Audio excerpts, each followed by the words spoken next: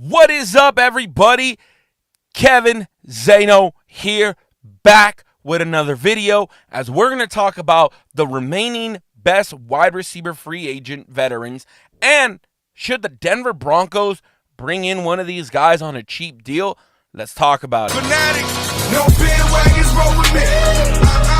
No fair weathers roll with me. Real fans only. Real fans only. Real fans only. Real fans only in the game. No bandwagons roll with me. No fair weathers roll with me. Real fans only. Real fans only. Real fans only. Real fans only in the game. So, if you don't know by now, you probably should, or you probably already do. Cooper Kupp ended up going back home to Seattle. He is from Seattle, Washington. And, well, I don't know if he's from Seattle, but he's from the state of Washington and decided to go to the Seattle Seahawks, which is very interesting because I don't know what the Seahawks are going to do. They paid all that money to Sam Darnold. They brought in now Cooper Kupp. They have JSN.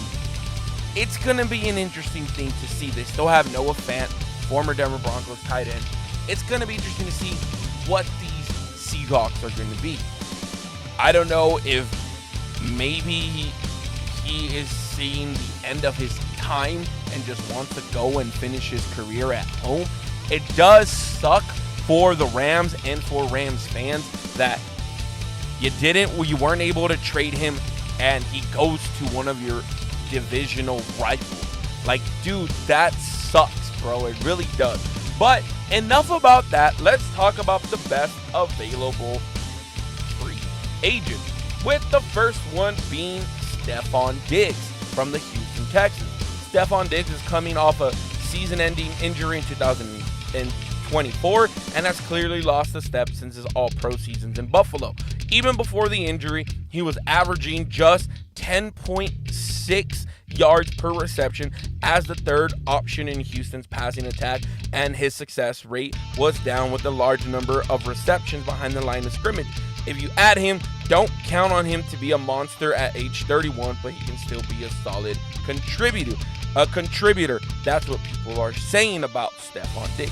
Now, when it comes to Stefon Diggs, I just recently saw somebody saying, oh, what if he was to go to the Las Vegas Raiders? That would be interesting there. Look, when it comes to Diggs, I think it's pretty obvious.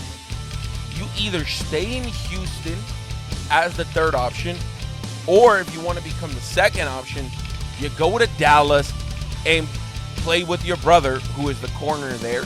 You have Diggs, and just be the second option for Dak Prescott. But would I like to see him in Denver? I wouldn't mind on a very cheap deal between 5 to 8 million. I think that's where I would feel comfortable as a fan watching him get paid, because he is coming off a season-ending injury, right? And if you look, his last stats that were just eye-popping were, if you got to go all the way back to, well, just not that far. If you go to 2023, he had 1,183 receiving yards, 8 touchdowns for 107 receptions. Now, he had 6 straight seasons from 2018 to 2023 where he had over 1,000 yards, and 2 of those seasons he had double-digit touchdowns. So, would it be a good choice? I think I see someone like Stefon Diggs signing maybe a 1-year deal, even though he's 31, to try to prove. I think if the Broncos were able to even bring him in at $8 million, and with incentives he can make $10 million, that's not bad at all. So I think he would be a solid option there. Next up, we got Amari Cooper, former Buffalo Bill. Cooper was traded to Buffalo during the 2024 season, and injuries nagged him through his time with the Bills. One voter had him as high as a second in our poll. One voter on SBNation.com had him as high as a second in their polling, but others had him as low as number 8. They speak to Cooper's intrinsic motivation, as he has a tendency to check out if his team situation isn't the best. He turns 31 this offseason and may not be a team's top option anymore. And this is all according to SB Nation. So let's look real quick at Amari Cooper. I think Amari Cooper, he's someone that has always been quiet. He really hasn't been, he's 30. He's about to be 31. You're looking at him with 547 receiving yards, 44 receptions, and 4 touchdowns last season. His last great year was in 2023 when he had 72 receptions, 1,250 yards for 5 touchdowns in Cleveland. He spent 2 seasons there, and the season before that, he had 1,160 yards for 78 receptions and 9 touchdowns. So in 2024, he played a total of 8, 9, 10, 11, 12, 13, 14 games. And then you had him, he didn't have much. 4 receiving touchdowns for 547 yards. So, again, this is someone that I think if it comes to Stefon Diggs and Amari Cooper, I would probably go Diggs because you do have that chance. But Diggs is coming off that injury.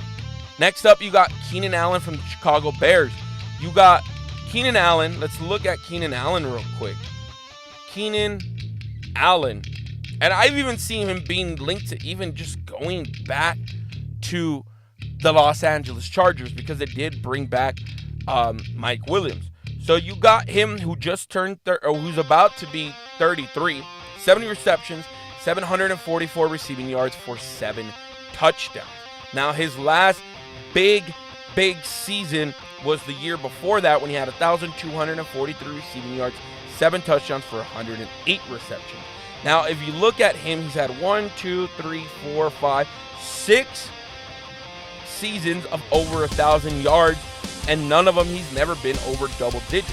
Now, if I'm looking between Cooper and Keenan Allen, I would probably put Keenan Allen ahead because he really hasn't been. How many games did he play last year? I don't think he really dealt with that many injuries, if I'm not mistaken, this past season. And I think he'd be a great veteran presence to add with Sutton. Let me see. Yeah, no, he played 15 games. And then before that, he played 13, then 10, then 16. I mean, even when he played 13 games for the Chargers in 2023, he still had over 1,200 receiving yards. So that is a strong option there. Deontay Johnson. Look, I'm not big on Deontay Johnson. He's a Pro Bowler. He's had an 1,100-yard season. But, dude, it didn't work with the Ravens. The Chiefs didn't even bother. Like, what are you really looking at there when it comes to these options at wide receiver? Tyler Lockett is another one. 10 years that he spent with Seattle. It was interesting to see them move on from him. Let me bust out his stats real quick. Tyler Lockett, boop, 32, gonna be 33 in September. So when you look at Tyler Lockett, played 17 games for 600 yards, 2 touchdowns. He's been the healthiest, honestly.